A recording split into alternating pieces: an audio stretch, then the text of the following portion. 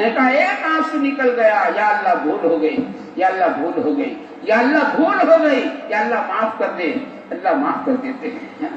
بس اس لیے ہمارے اسلاف کا راستہ ہے رونا، رونا اسلاف کا راستہ۔ اس لیے رمضان کے مہینے میں پیارے نبی صلی اللہ علیہ وسلم آپ کی آہو جاری بہت بڑھ جاتی تھی۔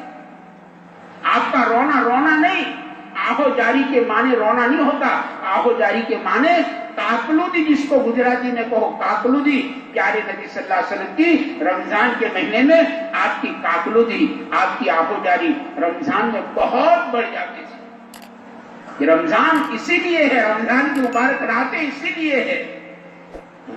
اللہ کرے ہماری آہو جاری بڑھ جائے، اپنے لیے، اپنے گھر والوں کے لیے، اپنے گھر والوں کے لیے رونا، گھر والوں کا فکر، ان کا آخرت میں کیا ہوگا، میری بیوی کا آخرت میں کیا ہوگا۔ یہ گھر میں سب سے پہلے اٹھتی ہے، یہ سب سے آخر میں سوتی ہے، اس نے میری اولاد کو اپنے خون کا دودھ بنا کر پلایا ہے۔ عورت کا دودھ اس کے خون کا بنتا ہے، میری بیوی نے میری اولاد کو اپنے خون کا دودھ بنا کر پلایا ہے۔ اور رات رات گیلے میں پڑی رہتی تھی، میری اولاد کو اس نے صوفے میں سلایا ہے، اس نے اپنی گود کو میری اولاد کے لیے بستر قرار دیا ہے۔ میری بیوی کی آخرت کا کیا ہوگا۔ اللہ کے پیارے نبی صلی اللہ علیہ وسلم نے اپنے گھر والوں کا فکر کیا بھلایا نہیں ہے؟ بس کماؤ کھلاؤ پلاؤ نہ، کہ اللہ کے پیارے نبی صلی اللہ علیہ وسلم نے اپنے گھر والوں کا اتنا فکر ہے۔ اے پیارے نبی جی، اپنے گھر والوں کو نماز کا حکم کیجئے اور خود بھی اس کا اہتمام کیجئے۔ حضور سے کہا جا رہا ہے آپ نے گھر والوں کا اتنا فکر۔ آپ تشریف لائے، ایک روٹی کا ٹکڑا پڑا ہوا تھا، پیارے نبی نے فرمایا کہ عائشہ، عائشہ یہ روٹی کے ٹکڑے کو اٹھا لو، یہ ناراض ہو جاتے ہیں نا تو لوٹ کر گھروں میں واپس نہیں آتے۔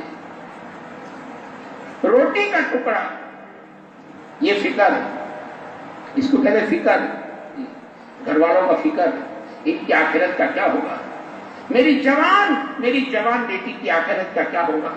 اس کی ڈولی کل چڑھ جائے گی اور یہ کل پرائے گھر چلی جائے گی، میری جوان بیٹی کی آخرت کا کیا ہوگا۔ آپ نے یہ ہماری ذمہ داری ہے۔ اس کہتے قیامت کے دن سب سے بڑا مجرم وہ ہوگا جس نے اپنے گھر والوں کی آخرت کا کوئی فکر نہیں کیا تھا۔ بس کمانا جانا، کھلانا پلانا پہنانا جانا، اپنے گھر والوں کی آخرت کا کوئی فکر نہیں کیا تھا۔ میری اولاد کی آخرت کا کیا، میری جوان بیٹی کی آخرت کا کیا۔ آدمی نے اپنے قیامت کے دن سب سے بڑا مجرم وہ ہوگا جس نے اپنے گھر والوں کی آخرت کا کوئی فکر نہیں کیا تھا۔ اس سے میرے بھائیوں یہ مبارک گھڑیاں ہے اپنے گھر والوں کے لیے رونا، ہاں اپنے گھر والوں کے لیے رونا، ان کی ہدایت کو میرے دوستو اللہ سے مانگنا، ان کی تربیت کو اللہ سے مانگنا، یہ مانگنے کی چیز ہے، یہ مانگنے کی چیز ہے، بلکہ ہمارے ذمہ میرے بھائیوں پوری انسانیت کے لیے مانگے۔ ہم تو عالمی نبی کی امتی ہے کہ انسانیت کا کیا ہوگا، کہ انسان کمزور ہے، اسے کانٹا چپ جاتا ہے تو تیر ملا جاتا ہے، اگر اسے ایمان نہ ملا، اسے ہدایت نہ ملی، یہ جہنم کی آگ میں کیسے جلے گا۔ جو آگ پتھروں کو پگھال دیا کرتی ہے، ایسی بھیانک آگ میں یہ کمزور انسان کیسے جلے گا۔ یہ راتیں اس کی ہے، یہ غم۔ میرے دوستو آپ ایمانداری سے بتا دو، ہم تو کتے کو جلتا ہوا نہیں دیکھ سکتے ہیں۔ آپ سچ بتاؤ، ہم یہ راستے پر کوئی کتا جلتا ہونے ہم کتے کو جلتا ہوا نہیں دیکھ سکتے ہیں کہ انسان جہنم کی آگ میں کیسے جلے۔ یہ اللہ کے لیے غم، یہ ہمارے نبی کا غم ہے، یہ ہمارے نبی کا غم ہے جو آپ کو رات بلاتا تھا۔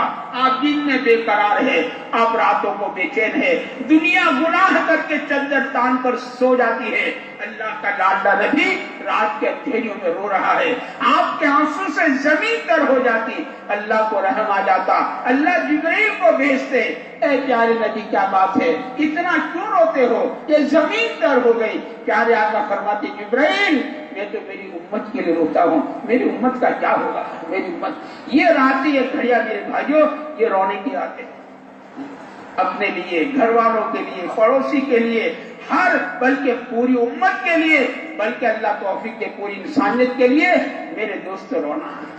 یہ ہم تو رونے والے نبی کی امتی ہے، ہنسنا ہمارا کام نہیں ہے، ہم تو جنت میں